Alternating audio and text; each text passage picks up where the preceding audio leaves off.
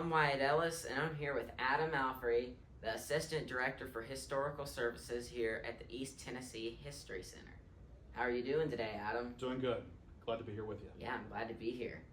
That came from abject poverty, from sheer talent, grit, and determination to make it. And they did.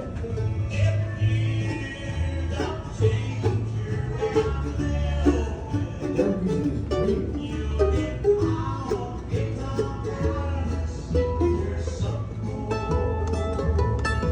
It's a great legacy. I'm excited to get to talk to you today about the great work you do to preserve the history in our area. Thank you. I appreciate that. Could you imagine having to lug that around to cut a record? Oh gosh, man, that's what they cut them on, was it? Yeah. So a lot of early field recordings were made on that. And now we just pull out our phones and they're full of every music tune we ever want to listen to. Yeah, that would be so cool to, record a project. Yeah. Something like that at some Wouldn't it? point. Yeah, all live, Yeah. Man, that'd be hard. We've talked about that with the Appalachia sessions. We want to get to the point. So I was interested to ask you about how you got into preserving this stuff and into the old music and a lot of the great history. Sure, that's an interesting question. Yeah. So, from the time I was a real little kid, museums were always an important place to me. When we went on family vacations, that was one of the first places we would stop when we go on trips together. It was sort of our place to go learn about where we were going. And then throughout my studies in college and even in high school, I volunteered in museums, worked in museums, got a lot of different experiences, and just always knew it was the type of place that is special. And Yeah. hopefully that's what we try to do here at the East Tennessee History Center, is make it a building where everyone feels welcome, that they can come in and find their story and find their connection to the past. Definitely, yeah, I definitely find that. And with music, it's kind of the same thing as well. The music community is very open to young people coming in and learning about the old music. Yeah, exactly. It's all about those making those various different connections and finding that. So for us, music is one of those pathways. We do it also through objects. So Yes. just sitting right behind us is our whole gallery filled with everything from something as large as a streetcar down to the token that made it go for the passengers. And then through artwork, and then also through stories and things that have been handed down to us. Yeah, all those things just connect.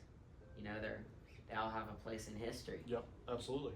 Yeah, bluegrass music has been something I loved from the very start. It's country music from when I was really little. And I think if you really love something like that, you'll love it your whole life. Yeah, and especially around here where the traditions, where it's handed down from generation to generation, it becomes not only significant for the place, but for family members. I mean, we've heard stories of families handing down particular tunes or handing down instruments to be cared for by generations. So all those things not only carry the artistic side of it, the musical side of it, but also has meaning for family and relationships and things Yeah. like that. Yeah, I love, old everything, old instruments, and I try to do as much as I can to go back and uncover some of the lost, old tunes. And I love playing them now and bringing them back to life. This is the portion of the museum where we talk about Cherokee voices and how important their voices are to our region. Yeah, that's so awesome. I get so much inspiration from all of that, and Bill Monroe did too, and all of his music. And like a tune that I was going to play here in a minute called Pocahontas. That was a tune inspired by the ancient tones, as Bill Monroe called it.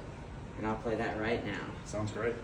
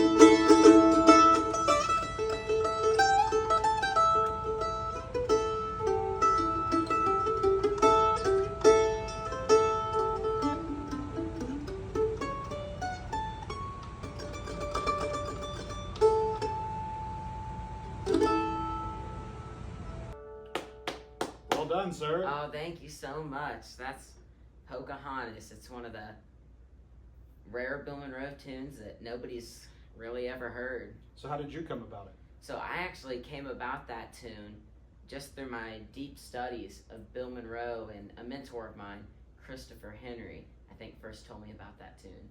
Awesome. Yeah. And so how did those tunes get handed down from Bill Monroe in that way?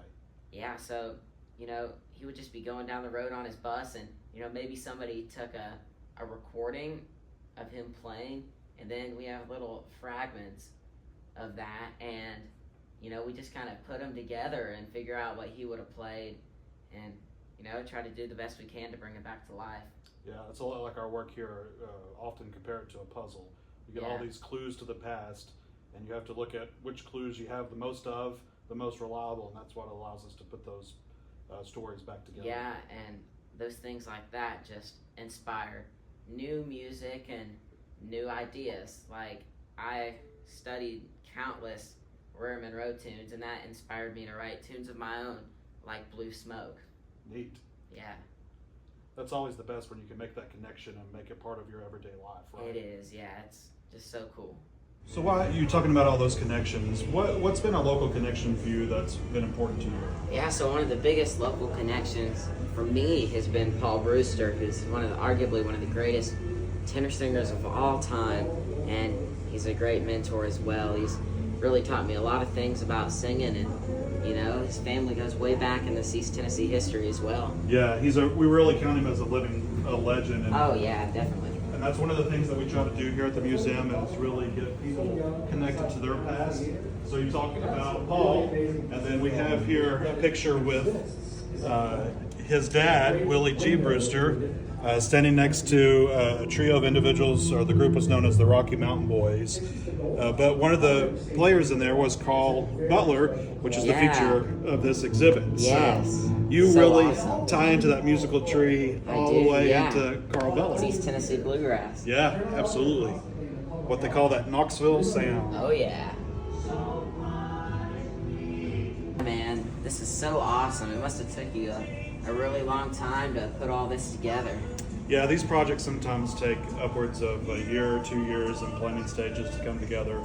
But for us, it's about sharing it with the public, making it accessible, and getting people to really think about place and the importance of keeping this, because once these, like in this room, these photographs, these objects are gone, we can't tell those stories again. But when people trust historic institutions, museums, to care for things, it really allows us to keep sharing them forever. Yeah, and putting something like this together kind of reminds me of putting together a song. Sure, or putting together an album, right? You put a lot of Definitely, yeah. creativity and time Yeah, into you it. try to line it up just right. Yeah.